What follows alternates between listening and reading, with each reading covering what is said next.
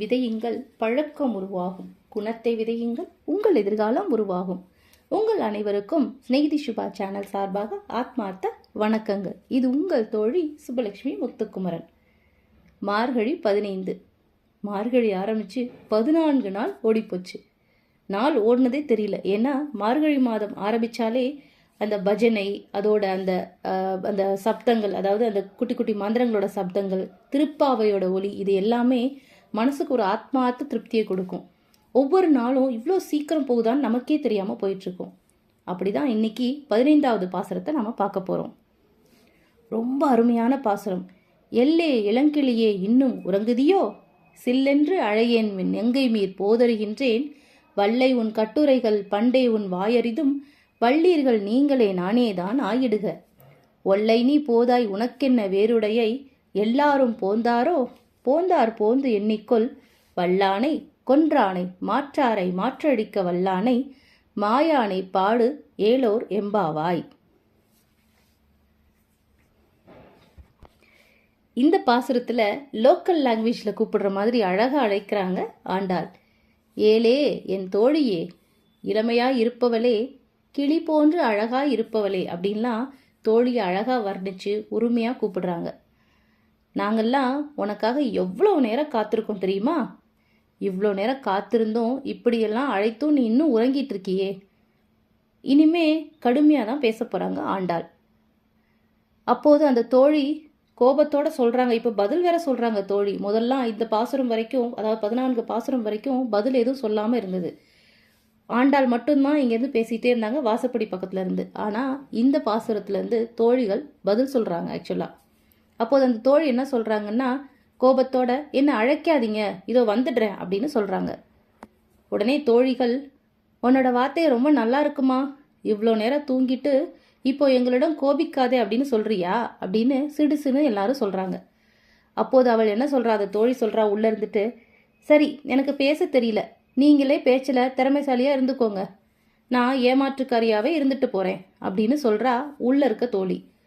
அடியே, நாங்கள்லாம் முன்னமே எழுந்து வர வேண்டும், உனக்காக காத்திருக்க வேண்டும், அப்படி என்ன எங்களிடம் இல்லாத சிறப்பு உன்ட்ட மட்டும் இருக்கு அப்படின்னு ரொம்ப கோவமாக திருப்பி இன்னும் கேட்குறாங்க வெளியே காத்துட்ருக்க தோழிகள். அவளும் சண்டைக்காரி, உள்ள இருக்க தோழியும் பேச்ச விட மாட்டேங்கிறா. என்னவோ நான் மட்டும் எழாதது போல் பேசுறீங்களே, எல்லாரும் வந்துட்டாங்களா அப்படின்னு அந்த தோழி கேட்குறா.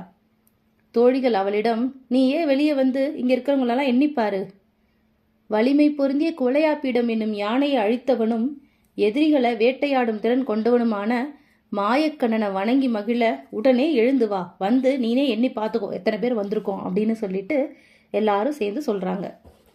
இந்த பாடல் 2 தரப்பினர் பேசுவது போல அமைச்சிருக்காங்க ஆண்டாள்.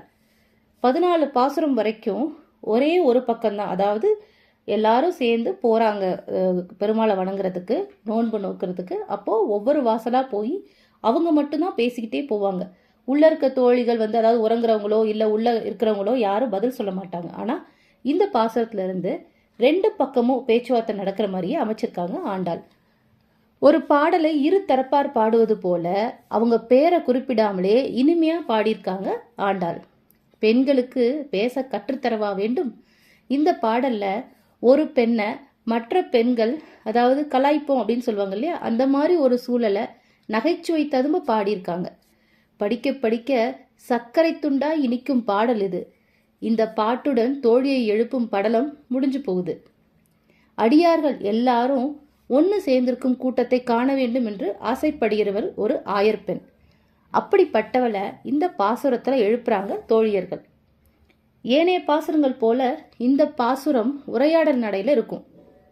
தோழியர்கள் இவளுடைய வீட்டுக்கு வரும்போது இவள் இனிய குரலில் கண்ணனை பாடிக்கொண்டிருப்பதை பார்க்குறாங்க. வந்தவர்கள் வந்த நோக்கத்தை மறந்து இவளோட அழகிலும் இசையிலும் அப்படியே மனசை பறிகொடுத்து எல்லே இளங்கிலியே என்று புகழ்ந்து பாடிக்கொண்டிருக்கும் வேளையில் தோழியர் எழுப்புவது தன் செயலுக்கு இடையூறு என்று நினைத்த அந்த பெண் கூட அழைக்காதீங்க அப்படின்னு ரொம்ப எரிஞ்சு விழறாங்க. நங்கை மீர் இதோ வந்து கொண்டிருக்கிறேன் அப்படின்னு சொல்லிட்டே ஓடி வராங்க. ஸோ இந்த பாசுரத்தில் அந்த தோழி தூங்கிட்டு இருக்கல, அவங்க ஏற்கனவே எழுந்து ஆனால் கண்ண பரமாத்மாவை பாடிக்கிட்டு இருக்காங்க. அதை கேட்டுட்டு வெளியே இருக்க தோழிங்க தான் சீக்கிரம் வா வெளியே வான்னு கூப்பிடும்போது அவங்களுக்கு கோபம் வருது. இவங்க அப்படி சொல்றதை கேட்ட தோழியர், நீ இவ்வாறு கடுமையாக பேசுவாய் என்பது எங்களுக்கு வெகு நாட்களாவே தெரியுமா? கடுமையாக பேசுவதில் நீங்களே வல்லவர்கள் என்று மிக கடுமையாக சொன்ன ஆயர் மகள் அடியார்களோடு வாதிடக்கூடாது என்று குறிப்பிடுவதால் கடுமையை குறைத்து கொண்டு, நானே பேச்சில் வல்லவளாக இருந்துவிட்டு போகிறேன் என்று கூறி அடங்கிவிட்டாள். அப்படியாகில் எங்களோடு சேர்வதை விட நீ என்ன பெரிய வாய்ப்பை எதிர்பார்க்கிறாய்? விரைவாக வந்து சேர் அப்படின்னு சொல்றாங்க தோழியர். எல்லாரும் வந்துட்டாங்களா அப்படின்னு திருப்பியும் கேட்குறா. வந்துட்டாங்க, நீ வேணா வந்து ஒவ்வொருத்தரா எண்ணிப்பார் அப்படின்னு சொல்லி கூப்பிடுறாங்க. அப்போதான் கூப்பிடும்போது அவங்க என்ன சொல்றாங்க, குவளையா பீடம்ன்ற பெரிய யானையை அழித்தவனும் பகைவரின் பகைவை நீக்க வல்லவனுமான கோபியர்களுக்கு ரொம்ப நெருக்கமா இருக்க கண்ண பரமாத்மாவை பாட எழுந்து வா அப்படின்னு சொல்லிட்டு கூப்பிடுறாங்க இந்த வெளியே இருக்க தோழியர். இந்த பாசுரத்துல சொல்ல வந்த கருத்து, அடியார்கள் கடுமையான வார்த்தைகள் சொல்லி ஏசினாலும் ஏத்துக்கணும் அப்படின்னு சொல்ல வராங்க.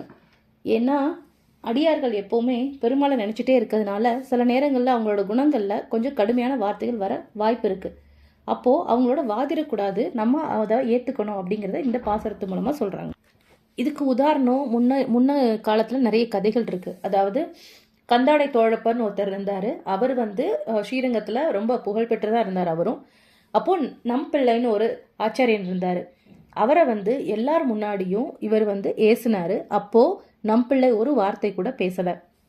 அந்த மாதிரி அடியார்கள், அதாவது கந்தாடை தோழப்பரும் ஒரு அடியார் தான். அவர் இந்த மாதிரி ஏசும்போது எல்லார் முன்னிலையும் நம்பிள்ளை ரொம்ப பொறுமையா இருந்ததுனால அடுத்த நாள் கந்தாடை தோழப்பர் அவரோட மனைவி எடுத்து சொன்னாங்க, இந்த மாதிரி ஒரு ஆச்சாரியரை நம்ம இப்படி அவமதிக்கிறது ரொம்ப தப்பு அப்படின்னு சொன்னோன்னே அதை உணர்ந்த கந்தாடை தோழப்பர் உடனே தான் வீட்டு வாசலை திறந்து நம்பிள்ளைகிட்ட நான் போய் அவர்கிட்ட மன்னிப்பு கேட்கிறேன்னு போகும்போது நம்பிள்ளையே நேரா அவரை தரிசிச்சாரு.